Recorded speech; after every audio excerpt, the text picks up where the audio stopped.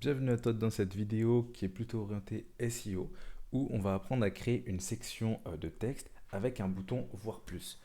Pourquoi est-ce que ça a un impact côté SEO? Parce que tout simplement le robot de Google lui va voir tout le texte, mais ton utilisateur quand il va arriver sur ton site, il va voir seulement une première partie du texte et devra cliquer sur voir plus pour pouvoir voir la suite du texte. Donc on va partir tout de suite sur notre thème down et on va commencer à personnaliser celui-ci. Du coup, pour l'exemple, ce qu'on va faire, c'est qu'on va utiliser la section texte enrichi qu'on va personnaliser ensemble et voir comment, avec cette section, est-ce qu'on peut afficher un bouton voir plus et faire en sorte de cacher une partie du contenu. Donc, on est parti tout de suite. Donc, on a une section texte enrichi sur la page d'accueil, c'est parfait. On va aller modifier le code tout de suite. Euh, donc, texte enrichi, c'est en anglais, donc ça doit être un truc genre rich text, quelque chose dans le genre. Tac, tac, tac, tac, tac, rich text, le voici. Voilà. Donc là, on a notre section rich text. Je pense que tu commences à avoir l'habitude des sections et de leur structure. Donc, on a une structure en bloc sur notre section. Donc, comme tu peux le voir ici, tu peux ajouter un bloc, un type titre, légende, texte, bouton. Nous, ce qui nous intéresse aujourd'hui, c'est le bloc de type texte. Donc heading, ça va pas être lui. Caption, c'est une espèce de sous-titre si je comprends bien. Donc je crois que c'est plutôt la légende. Et après, on a un type texte, donc ça doit bien être le champ de texte qui nous correspond. Ensuite, on a un when bouton, donc des boutons d'appel à l'action, j'imagine, pour la section, qui ne nous intéressent pas forcément. Donc, comment typiquement, j'ai reconnu ça assez rapidement. For block, une section bloc, donc c'est la structure pour pouvoir implémenter des blocs. Ensuite, on a un case block type. Un case, c'est pour dire tout simplement, on a plusieurs cas et maintenant, il va falloir que tu choisisses entre ces cas. Et pour avoir une sélection de cas, il va falloir mettre devant le cas, donc par exemple, si c'est un titre ou un texte ou un bouton, etc., il va falloir mettre un when. Donc, comme ici, tu vois when heading, donc when title, tu peux l'appeler when coucou si tu veux, il va falloir juste l'appeler de la même manière dans le schéma liquide. Si tu viens dans le schéma ici et que tu te rends dans les blocs, tu vois que tu as un bloc de type heading, que ici tu as un bloc de type caption, un autre de type texte et un autre de type bouton. Et tu vois dans ces blocs que eux-mêmes contiennent des settings, donc pour ajouter du texte, donc un type texte, un type URL, un type checkbox. Ces types-là qui sont dans les settings, ce sont des types qui sont créés par Shopify et qu'ils nous mettent à disposition. Par contre, les types boutons, les types caption, etc., les types coucou, ça, c'est des blocs que nous, on peut créer et personnaliser à notre manière selon les champs que Shopify nous met à disposition pour créer nos blocs. Donc, une fois qu'on a fait ce petit aparté, on peut revenir sur notre champ de texte. Ici, pour notre champ de texte, on utilise ce qu'on appelle un rich text, je crois. Ouais. Comme tu le vois ici, on a un champ de type rich text. On peut mettre du grade, l'italique, insérer des liens, etc. Je vais venir ici et je vais dupliquer le contenu tout simplement, une, deux fois, trois fois. Et je vais enregistrer mon contenu. Ensuite, je vais aller chercher dans la documentation Shopify un attribut qui s'appelle, je crois, truncate. Je crois que c'est ça. Shopify Liquid Truncate. Truncate, tout simplement, c'est un attribut qui va te permettre de limiter ta phrase, de la couper à partir d'un nombre de caractères ou d'un nombre de mots. Donc, comme on le voit ici, dans la documentation du langage Liquid créé par Shopify, que tu as l'attribut truncate, shorten the string down to the number of characters passed as an argument. Voilà. Donc, on passe en argument, donc on passe une règle, on dit 20, et selon l'attribut qui sera utilisé, donc truncate 20, on va s'arrêter au 20e caractère de la chaîne de caractères qui sera spécifiée ici. Ici, on a un paramètre personnalisé, donc un block.settings.text auquel on peut passer un truncate et on va le limiter par exemple à peut-être 200. Donc on va enregistrer et notre truc a bien été enregistré, notre modification, et on va rafraîchir notre page Shopify. Ok, on l'a rafraîchi, très bien. Là, tu vois que mon texte il est beaucoup plus long et que là, il se termine par des trois petits points. Là, c'est parfait. On a exactement filtré notre texte selon la longueur qu'on voulait. Ensuite, si on voulait encore plus de personnalisation ou même modifier le thème et rendre ça générique, ce qu'on pourrait faire, c'est qu'ici, on pourrait mettre un bloc .settings.truncate number par exemple, et on pourrait aller dans le type texte qui est défini en bas, dans les blocs. Donc on a heading ici, c'est pas lui, c'est pas caption, c'est texte. Voilà. Ici, on pourrait utiliser un type number. Donc, encore une fois, si tu veux connaître différents types qui existent, qui sont mis à disposition par Shopify, tu tapes Shopify schéma type input settings. Voilà. Dans input settings, tu vois ici on this page, on a des types checkbox pour vrai ou faux pour vérifier si une connexion est remplie ou non par l'éditeur, un type number, radio, range, select, etc. Donc voilà pour trouver les différents types de schémas qui existent sur Shopify. Donc comme j'ai dit, on va utiliser un type number avec un ID. Et l'ID, ça va être le nom qui a été mis devant le bloc.settings. Pourquoi bloc.settings? Parce que tout simplement, ici, on est dans un bloc. Si c'était un section.settings et qu'on voulait rendre ça générique à toute la section, on l'aurait mis dans le tableau settings ici. Donc, truncate number, ok. Label, hop. Nombre, limite ou limite de caractères à voir. Et on va mettre une valeur par défaut, comme tout à l'heure, à 200. Très important ici, on ne met pas de chaîne de caractères parce que du coup c'est un type number. Sinon, Shopify ne va pas prendre en compte nos modifications. Donc si je reviens ici et que je rafraîchis ma page, normalement il ne doit y avoir aucune différence. On a juste ajouté plus de personnalisation. Et ici, on a la limite de caractères. Et ici, on a toujours la même chose.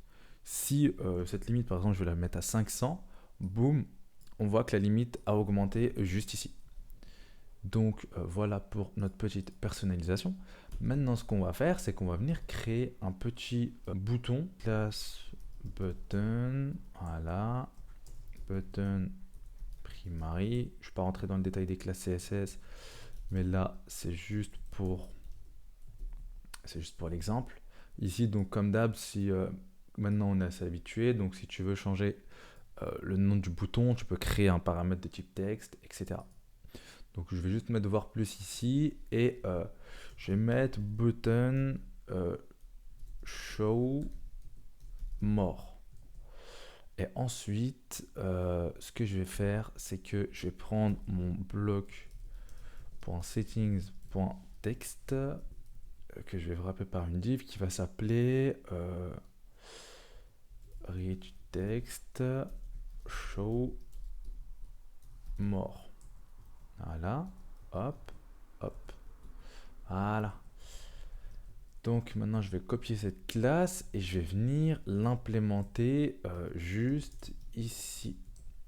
Et au lieu de l'appeler show more, je vais l'appeler show less. Pourquoi je fais ça? Je vous explique juste après que j'ai fini d'écrire. Voilà. Donc là, on fait ça comme ça. Et ce qui va se passer, c'est qu'on va utiliser un peu de JavaScript pour dynamiser notre contenu. Donc là, on a notre show more et notre show less. Et par défaut, le show more, on veut qu'il soit masqué. Et on va mettre tout simplement un display none. Et le show less, on va le laisser vu par défaut. Donc là, on va enregistrer. Là, normalement, on aura juste un bouton voir plus dans notre champ de texte. Et on va venir rafraîchir notre page. Donc ici, voilà, on a notre bouton voir plus qui ne fait strictement rien puisqu'il n'a aucune consigne. Et on va pouvoir implémenter par-dessus notre script pour dynamiser notre contenu.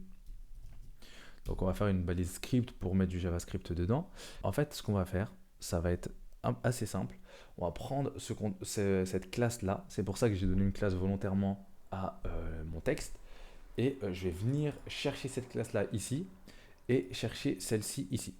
Et je vais dire, quand mon bouton show more il est cliqué, tu vas m'afficher le texte qui est masqué et tu vas venir masquer le texte qui est affiché. Donc le show less, il va être masqué et le show more, il va être affiché. Donc on va venir ici et on va dire const show more content égale document.query selector, hop, avec la classe show more. Alors, pour rentrer un petit peu dans le détail, le document, en fait, c'est tout simplement le DOM. Donc le DOM, si tu ne sais pas ce que c'est, tout simplement, quand tu es sur une page Google ou Firefox, ce que tu veux, sur une page Internet, quoi, et ben en fait, tout ce qu'il y a autour de toi, c'est le DOM. Là, si je clique ici, j'ai créé un événement dans le DOM. En fait, quand je vais afficher une page ou charger une page ou que je vais cliquer sur un bouton et qu'il y a une pop-up qui va s'afficher, ben en fait, tout ça, c'est des événements qui sont dans le DOM. Le DOM, c'est un document. Donc, en fait, c'est une page, donc ta page web, et objet modèle. En fait, objet modèle, pourquoi? Parce qu'en fait, dans JavaScript, tout est objet. Et comme tout est objet, on peut tout modifier dans tous les sens. Et c'est comme ça qu'on peut personnaliser à fond notre page web. Donc, on a notre show more content. Je vais venir la dupliquer ici. Et là, on va l'appeler show less content. Et on va l'appeler aussi.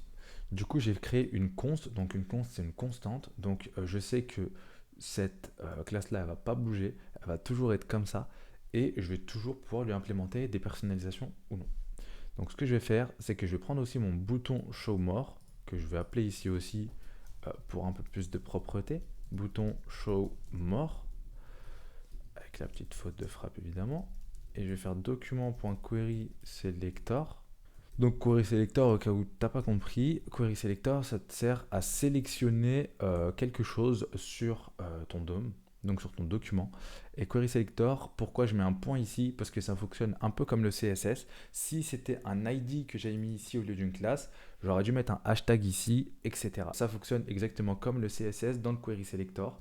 Et donc avec ça, tu peux sélectionner n'importe quel objet dans le DOM pourvu qu'il n'y ait que lui. Sinon, il va falloir faire un query selector all. Et donc, je vais faire bouton show more.add event listener. Clic. X, c'est pour ajouter un événement de type click. Donc, si tu veux voir les différents événements qui existent en JavaScript, eh ben, je t'invite à aller voir la doc du MDN. Elle est hyper bien foutue et tu trouveras tout ce que tu as besoin dedans. Donc, tu as Add Event Listener, tu peux joindre un type et un listener. Donc, le type, c'est quoi? C'est quel type d'événement est-ce que tu veux que ton DOM il écoute? Et le listener, c'est qu'est-ce que je fais quand cet événement il est arrivé? Du coup, moi, j'ai mis comme événement un click. Ça aurait pu être un change si c'était des inputs, etc. Et à partir de ce moment-là, une fois que cet événement est déclenché, tu as le listener qui va s'exécuter. Et le listener, tout simplement, qu'est-ce que c'est? C'est qu'est-ce que je fais? Donc moi, je vais venir exécuter une fonction. Donc je vais exécuter quelque chose tout simplement au moment où mon événement est arrivé. Et je vais venir dire à mon show more content, tu vas prendre un style. Donc on va changer ton style. Tu vois qu'ici, il est à display none. Display none, c'est pour masquer notre contenu. Donc il est déjà masqué par défaut. On va venir faire un style display égal à bloc. Ensuite, le show less content maintenant. Donc lui, on a dit qu'on veut le masquer et on va lui faire un style display none. Donc voilà. Et pour un peu plus de sécurité, on va venir vérifier dans le DOM qu'on a bien un show more content et un showless content. Donc if show more content, on ajoute un poil plus de sécurité. On va venir dire au DOM que si cet élément en fait que tu as sélectionné ici, il existe, et bah tu vas exécuter le script sur lui. Sinon, bah tu vas rien faire. Et on va faire la même chose pour le showless content. Comme ça, on peut ajouter un poil plus de sécurité à notre code et ne pas péter le JavaScript. Parce qu'en fait, le JavaScript, ça s'exécute de haut en bas en quelque sorte. Et s'il y a une partie du script qui cause une erreur, et ben, il va venir s'arrêter ici. Et auquel cas, ça risque de péter quelque chose dans notre page, ce dont on n'a pas forcément envie. Donc, on a fini d'écrire notre script. Et on va venir ici en direct et on va venir cliquer sur notre bouton. Donc, je vais mettre à côté la console de développement. Si tu es sur Windows, tu fais F12, je crois. Et si tu es sur Mac, tu peux faire commande option C ou alors clic droit inspecter pour les deux. Donc, je vais venir ici, j'ai présélectionné mon bouton. Donc, comme tu le vois, mon bouton Show More. Ensuite, tu vois qu'il y a mon script juste en dessous, comme dans l'éditeur de Shopify. Et tu vois ici que tu as mon Show More qui est en Display None par défaut. Donc, ici, si j'enlève le Display None, tu vois qu'il y a tout mon contenu. Et ici, le Show Less, tu vois qu'il est parfaitement là. Donc, quand je clique sur mon bouton, en théorie, c'est censé switcher. Donc là, je clique, boum. Tu vois que mon showless, il est passé en display none et que mon show more, il est passé en display block. Donc là, première étape, boum, on a réussi à faire ça. Maintenant, deuxième étape, ce qu'on va faire, c'est que du coup, si je clique, et en fait, il va rien se passer. Pourquoi? Parce que, en fait, j'ai aucune contre-condition pour dire que s'il est affiché, tu vas venir le désafficher, etc. Donc, on va retourner sur le code et on va venir faire l'inverse. Donc là, on a dit if show more content, tu fais un style display block. Donc ce qu'on va venir faire, c'est qu'on va dire à notre script si show more content existe et que show more content il a un style display à none, seulement s'il a un style display none, tu vas lui mettre un display block. Dans le cas inverse, tu vas tout simplement lui mettre un display none. Donc si il est affiché, ton rôle logiquement ça va être de le masquer. Et si il est déjà masqué, ton rôle ça va être de l'afficher. Et on va venir faire exactement la même chose pour notre show less content en fait. Et je vais venir effacer ça en fait d'ailleurs. Et je vais venir dupliquer ce code là. Et à la place de more, hop, hop, hop, hop, hop, hop, voilà. Et je vais modifier par show less content. Donc voilà, hop, on rafraîchit notre page. Et on va venir ici tout de suite vérifier si ça fonctionne. Et oui, donc du coup voilà. Donc on a mis notre double égal et ici on a associé avec notre égal unique. Et on voit qu'on a notre fonction voire plus qui fonctionne. Donc ici on est bon, on a réussi à le faire directement et hyper simplement sur notre section texte enrichi. Et maintenant, on va venir voir sur le thème full stack. Donc bien évidemment, ce qu'on a fait sur le thème down, tu peux venir sur n'importe quel thème et tu peux modifier ça à la main. Je te déconseille de le faire selon la complexité du thème parce que tu peux venir péter quelque chose ou appeler mal une classe. Donc je te conseille soit d'utiliser des classes que tu es vraiment sûr qu'elles ne vont apparaître nulle part. Et je te déconseille d'appeler tes classes du genre hello ou coucou ou ce genre de trucs. Et je te conseille de soit bien les nommer, d'essayer de le faire par toi-même et de vérifier que ça pète rien.